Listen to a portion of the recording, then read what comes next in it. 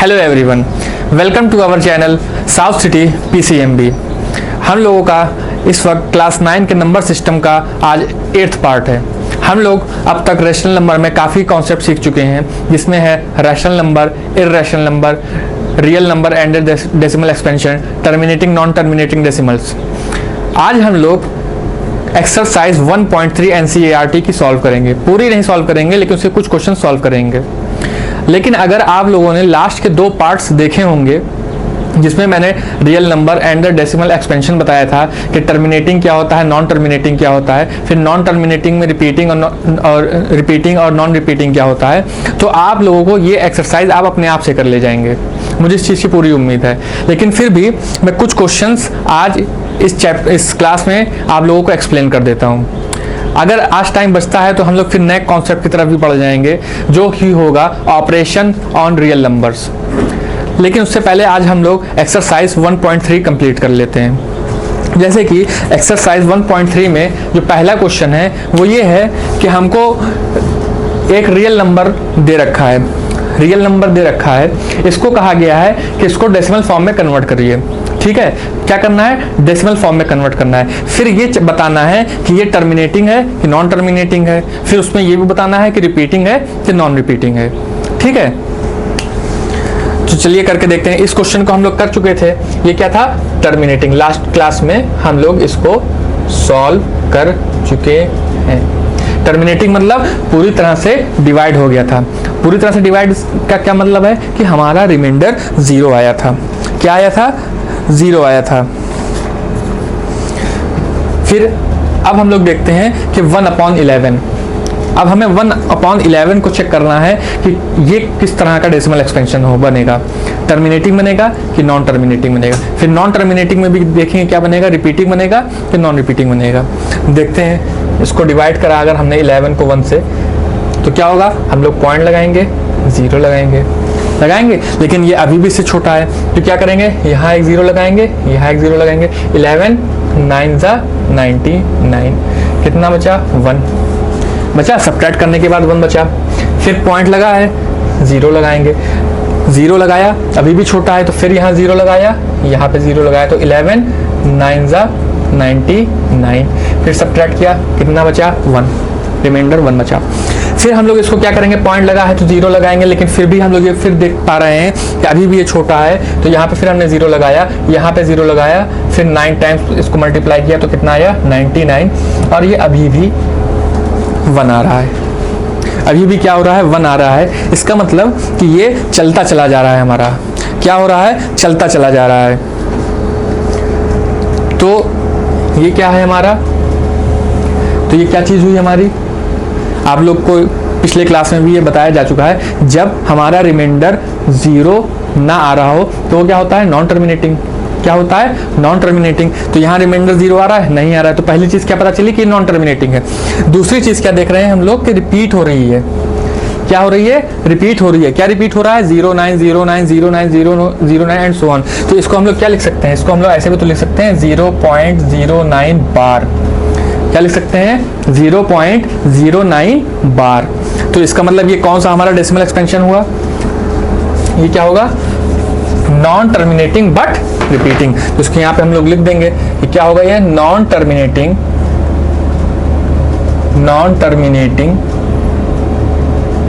But repeating. अच्छा, अब मुझे उम्मीद है कि मुझे ये सब बताने की ज़रूरत नहीं पड़ रही होगी। अगर आप लोगों ने मेरे पिछले 2 पार्ट्स देखे होंगे इस कॉन्सेप्ट के ऊपर, तो ये चीज़ आप अपने आप से कर ले जा रहे होंगे। मैं बस यहाँ पे एक बार फिर से, क्योंकि हमें एक्सरसाइज भी सॉल्व करानी है, तो इसलिए मैं ये सब क्वेश्चन आपको एक बार फिर से करके दिखा दे रहा हूँ। लेकिन मुझे उम्मीद है कि आप लोग बाकी सारे क्वेश्चन खुद से कर ले रहे होंगे। अब इसको कैसे लिखते हैं, हम लोग इसको जानते हैं लिखना, 4 1/8 लिखा हुआ है। तो इसको लिखने का क्या तरीका है, 4 8 32 प्लस 1। हम लोग क्या करते हैं कि जब होल नंबर फॉर्म में फ्रैक्शन लिखा होता है तो इसको 4 को 8 से क्या करेंगे, मल्टीप्लाई। क्या करेंगे, मल्टीप्लाई।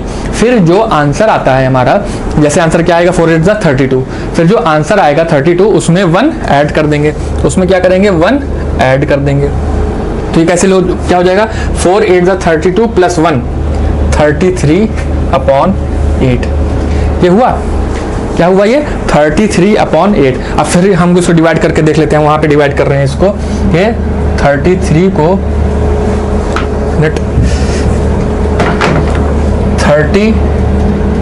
को 8 से डिवाइड करने जा रहे हैं। ठीक है, तो 8 4 जा 32, ठीक, 4 8 जा 32, रिमाइंडर 1, पॉइंट लगाएंगे, 0 बढ़ाएंगे, ठीक, फिर 8 1 जा 8, फिर कितना बचा रिमाइंडर 2 बचा 2, फिर पॉइंट लगा है, फिर 0 लगा देंगे, पॉइंट लगा है 0 लगा है, तो 8 2 जा 16। अब कितना रिमाइंडर बचा 4, कितना बचा 4, पॉइंट लगा है, फिर हम 0 लगा दें, फिर 8 5 जा 40, रिमाइंडर हमारा 0 आ गया। क्या हुआ, आप लोगों ने देखा कि जब हमने 33 को 8 से डिवाइड किया तो हमारा रिमाइंडर 0 आ गया। तो जब 0 आता है तो उसको क्या कहते हैं, टर्मिनेटिंग। बहुत इजी है तो समझना कि क्या होता है टर्मिनेटिंग, क्या होता है नॉन टर्मिनेटिंग, कितनी बार बता दिया गया है। क्या हो गया ये टर्मिनेटिंग। फर्स्ट सेकंड थर्ड मैंने करा दिया, फोर्थ और फिफ्थ आप खुद से कर लीजिएगा, फोर्थ और फिफ्थ आप खुद से कर लीजिएगा, और अगर नहीं सॉल्व हो पाएगा तो कमेंट सेक्शन में मुझसे पूछ लीजिएगा, मैं बता दूंगा। लेकिन मुझे उम्मीद है कि वो आप लोग बड़े आसानी से कर ले जाएंगे, उसमें कुछ ऐसा नई चीज़ नहीं है। अब ये क्वेश्चन देखते हैं कि 429 लास्ट पार्ट है क्वेश्चन नंबर 1 का, कि 329/400। अब इसमें भी हमको ये देखना है कि इसका डेसिमल एक्सपेंशन क्या होगा, फिर क्या देखेंगे कि टर्मिनेटिंग होगा कि नॉन टर्मिनेटिंग हुआ, फिर नॉन टर्मिनेटिंग में क्या देखेंगे, रिपीटिंग होगा कि नॉन रिपीटिंग होगा। ठीक है, इसको डिवाइड करके देख लेते हैं, कुछ नया नहीं है। 329 क्या किया हम लोगों ने, इसको हम लोगों ने डिवाइड किया। जब हम लोगों ने इसको डिवाइड किया तो पहले तो होगा नहीं, पॉइंट लगाया, 0 बढ़ाया, ठीक। फिर अब ये कितने टाइम्स करें कि हमारा 3290 आ जाए। अगर हम इसको 8 टाइम्स करें, 8 टाइम्स करें तो कितना हो जाएगा 3200। इसको माइनस किया तो कितना आ जाएगा 0, ये 9 आएगा। पॉइंट लगा ही है तो 0 फिर से हमने लगा दिया, 400 2 जा 800, माइनस किया 100 बचा, पॉइंट लगा है 0 लगा दिया, फिर कितने टाइम्स हो जाएगा 2 टाइम्स 800 होगा, फिर कितना बचा 200, पॉइंट लगा है 0 टाइम्स लगा दिया, फिर 5 जा 2000। फिर हम लोगों ने देखा कि यहाँ भी हमारा रिमाइंडर 0 आ गया है। क्या है, रिमाइंडर 0 आ गया है। तो हमारा ये क्या हुआ, नो सॉरी, ये वाला क्या हुआ, टर्मिनेटिंग। क्या हुआ, टर्मिनेटिंग, टर्मिनेटिंग। इसके 2 पार्ट्स मैंने छोड़ दिए हैं, बहुत ही इजी हैं, आप लोग ट्राई करेंगे चुटकियों में हो जाएंगे, उसमें कोई ऐसी बड़ी बात नहीं है। अब हम लोग क्वेश्चन नंबर 2 देखते हैं। क्या देखते हैं, क्वेश्चन नंबर 2। क्वेश्चन नंबर 2 कह रहा है कि you know that 1/7 is equal to ये वैल्यू। क्या कह रहा है कि 1/7 इज इक्वल टू ये होता है, डिवाइड करने मत बढ़ जाइएगा, ये इन्होंने कह दिया है कि 1/7 की वैल्यू ये, पता चले आप डिवाइड करने लगे तो पूरा टाइम उसमें चला जाएगा, क्योंकि बड़ा डिवीजन आएगा, अब वो रिपीट होता चला जाएगा, लेकिन 7 के बाद, ठीक है, 7 के बाद से फिर रिपीट होने लगेगा, लेकिन इसको डिवाइड नहीं करना है। इन्होंने क्वेश्चन में पहले से ही कह दिया कि 1/7 की वैल्यू ये है 0.142857, ठीक है। फिर ये कह रहे हैं कि बिना डिवाइड किए 2/7 की वैल्यू बताइए। क्या करिए, बिना डिवाइड किए 2/7 की वैल्यू बताइए इसकी मदद से। एक सिंपल सा क्वेश्चन है कि अगर 1 की वैल्यू है 30, ठीक है, क्लास 8 में हम लोग सीखते हैं जब परसेंटेज और प्रॉफिट लॉस ये सब पढ़ते हैं, तो 1 की वैल्यू है 30। तो अगर इसको हम 2 से मल्टीप्लाई कर दें, तो इधर भी तो 2 से मल्टीप्लाई कर देंगे तो 60 हो जाएगा, हो जाएगा। वैसे ही अगर इसको हम 3 से मल्टीप्लाई कर दें तो 90 हो जाएगा। यहाँ पे क्या किया, इंटू 1, यहाँ पे क्या किया, इंटू 2, यहाँ पे क्या किया, इंटू 3, है ना। हमने जो हमको क्वेश्चन में दे रखा है कि 1 की वैल्यू 30 होती है, तो 2 की कितनी होगी, 3 की कितनी होगी, हम लोग मल्टीप्लाई करते गए और हमारा आंसर आता चला गया। वही चीज़ हमको यहाँ पे करनी है कि 1/7 की वैल्यू दे रखी है और 2/7 की पूछ रहा है।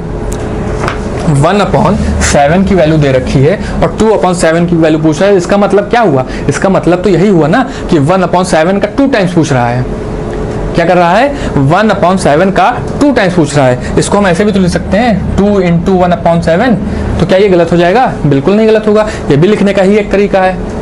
1/7 की वैल्यू हमको पता है और हमको 2/7 निकालना है, तो इसको क्या लिख सकते हैं, 2 × 0.142857, उस पर लगा दिया बार। कुछ नया किया नहीं, जो हम लोग को पता है हम लोग ने वही चीज़ की है। फिर क्या किया, हम इसको मल्टीप्लाई कर दें, 0.142857 को 2 से मल्टीप्लाई कर दिया जाए, तो कितना होगा, 2 7 ज़ा 14 कैरी 1, 2 5 ज़ा 10 और 1 11 कैरी 1, 2 8 ज़ा 16 और 1 17 कैरी 1, 2 2 ज़ा 4 और 1 5, 2 4 ज़ा 8, 2 1 ज़ा 2.0। तो क्या ये वैल्यू हमारी नहीं होगी 2/7 की? बिल्कुल। तो हम लोग क्या लिखेंगे, 2/7 इज इक्वल टू 0.285714 बार। ये हमारा रिक्वायर्ड आंसर हुआ कि 2/7 की वैल्यू क्या होगी। कोई बड़ी बात नहीं है, क्यों? क्योंकि 1/7 की वैल्यू हमको दे रखी है। जब 1/7 की वैल्यू दे रखी है, जब किसी एक चीज़ की वैल्यू दे रखी है, तो क्या उससे हम दो चीज़ की वैल्यू नहीं निकाल सकते? उसका 2 टाइम्स नहीं निकाल सकते, उसका 3 टाइम्स नहीं निकाल सकते, उसका 4 टाइम्स नहीं निकाल सकते।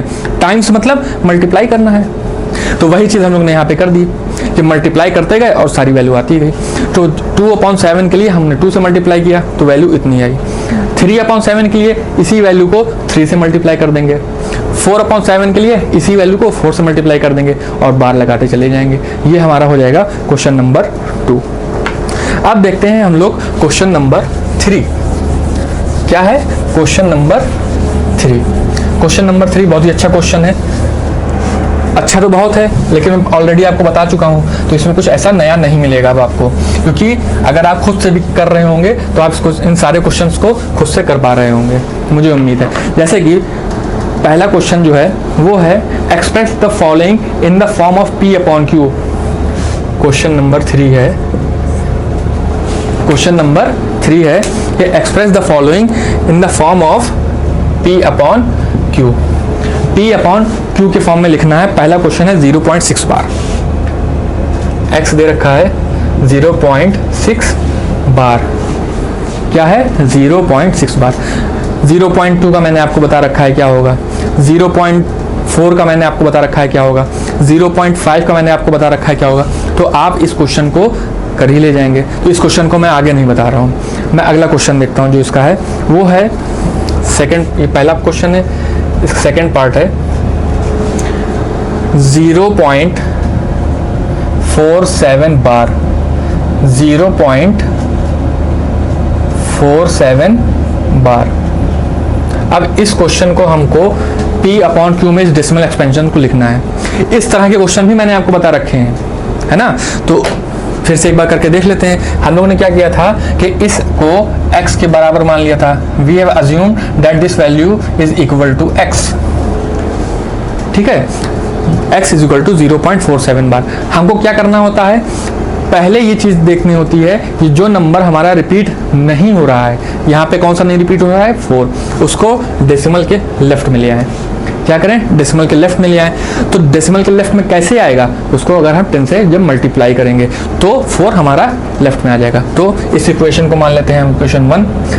So multiply equation 1 by 10। अगर हम इक्वेशन मल्टीप्लाई कर दें इक्वेशन 1 को 10 से, तो क्या होगा देखिए, 10x इज इक्वल टू 4.7 बार। क्या होगा, 4.7 बार। इसी चीज़ को हम लोग ऐसे भी लिख सकते हैं और ऐसे ही लिखते चले आ रहे हैं, 4.7777 एंड सो ऑन, है ना। ये तो करते चले आ रहे हैं कि 10x is equal to 4.777777 and so on. ये हमारी हो गई इक्वेशन नंबर 2।